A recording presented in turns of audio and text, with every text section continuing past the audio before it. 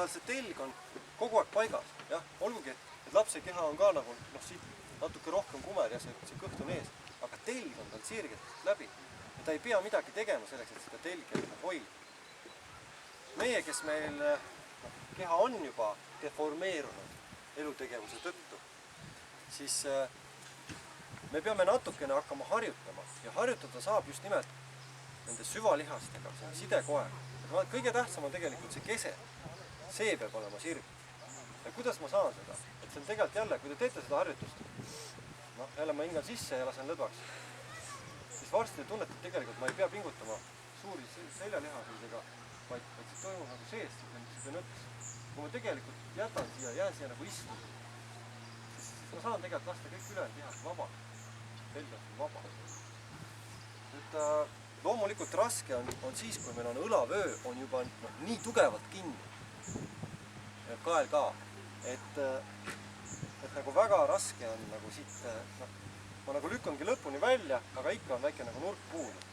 Siis loomulikult te jäätegi siia maale, et esialgu ei olegi võimalik rohkem. See tähendab tegelikult, mida on vaja sellisel puhul ükskõik milline osa te näete, et on suures plokis, sellega tuleb tegeleda. See tähendab süvitsi, teha massaaže, vabastavaid harjutusi, kõike seda, et see hakkaks vabanema. Mis on põhilised kinnised kohad? Ongi see vöö ja see vöö.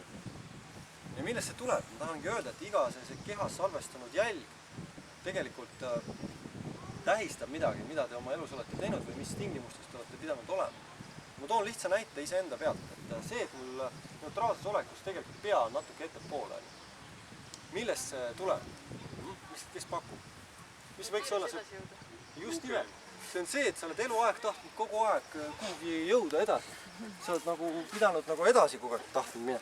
On olnud surve sellele ja sa oled ise seda nagu sõna otseses mõttes treeninud pidevalt. Ja nüüd sa oledki niimoodi, et sul on kael natuke eespool. Nii, mis on see õlavöö põhimoment? Seda ka Raich rääkis. See on see, et sa oled pidanud kogu aeg nagu ennast kaitsma. Jah.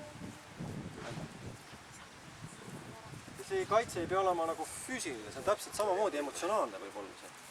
Jah. Et mida sa vahid on? Ma tulen nüüd peale, mida sa tõmbad kohe, et need on need siuksed asjad. Et meil on siuke ühiskond olnud, me oleme tulnud ka sellisest nõukaajast, kus see oli nagu normaalne, et sa said karistada kogu aeg mingi asjast, kui sa valestad. Ja mis see on?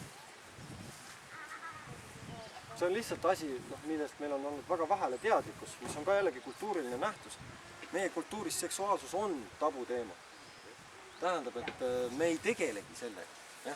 Selle vööga me ei tegele, sellepärast, kui sa ei tegele asjadega nad ka. Kui sa jätad auto garaaži 7 mitmeks aastaks, siis ühel hetkel sa paned käima, ta ei käivitu. Ta ei tööta, sest kõik on nagu selleks, et elu voolaks, siis tulebki ka voolata pidevalt. Järelikult selleks, et kui te tahate üldse, et oma baasenergia ja elujõud hakkaks liikuma, siis tuleb tegeleda selle vööga. Tuleb käia tantsimas, tuleb teha hommikul selliseid asju. Jah, kuigi kõrvalt võib tunduda meie ühiskond mingi imelik vend oleks. Need laadus, siuksed arvud. Aga vaadake, läheme natuke lõunamaale, lähme latinokultuuri, lähme Aafrikasse. Mismoodi nende tantsud käivad? Ma just käisin seda Armastusparadiis, mis oli muidugi teise teema film. Aga seal mustad mehed tantsisid, aga mis tantsu nad tantsivad? Kõik on see. Jah. Olgu, et neil on teised kultuurilised tabud ja mis seksuaalsust alla suruvad. Aga põhimõtteliselt on nende elujõud. Miks nad on sellised? Miks nad on sellised kogu aeg? Sellepärast, et voolab kõik. Kõik voolab, liigub. Nii et mõelge sellele. Aga lähme edasi. Nüüd järgmine asi on see, et jälle loodusseadus. Kui meil on telg sirge, kui me nüüd jookseme edasi, siis me hakkame ära kasutama gravitatsioon. See on selle G-runningu üks põhipostulaat, et me mitte ei jookse selleks, et kuidagi lõhkuda seda õhutakistust, mis meil on, vaid me kasutame ära gravitatsiooni. Mis asi on gravitatsioon? Maa külgetõmbe jõud, me kukume, laseme sellel kukkumisel tõmmata. Te nägite, kuidas Jossu jooksis, ma näitan korraks nagu järgi, ta jooksis niimoodi. Kui tuli jälle küngas ette, siis tuli keha, tuli sirgemaks, tuli allapoole, siis läks nagu ettepoole.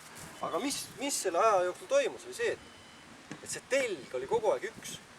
Sa lähed kiiremini, kui sa lähed mäest alla, see telg nihkub ettepoole. Sa lähed veel kiiremini, ta nihkub veel rohkem.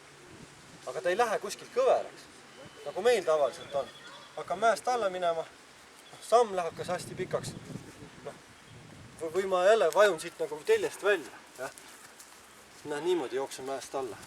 Ma ema lehti kukkus. Ma ei ole enam teljes. Nüüd järgmine harjutus, mis ma tahan, et te teete, et te võtate selle positsiooni. Teine inimene tuleb teile vastu ja te kukute selle sama sirgega. Tule korraks siia. Umbes nii lähedal, pane käed siia. Niimoodi. Ja nüüd ma lasen suhteliselt lähedal.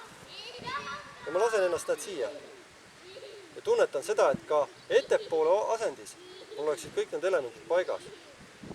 Kui ma vajun. Et ei oleks näeta niimoodi. Põhiasi, mis juhtuma hakkab, on see. Näed, siit tuleb puusast välja. Ma ei ole enam teljes. Vaid ma tunnetan seda, et ma olen kogu aeg see üks sirge nagu on. Et võtke paari, tehke järgmist selga.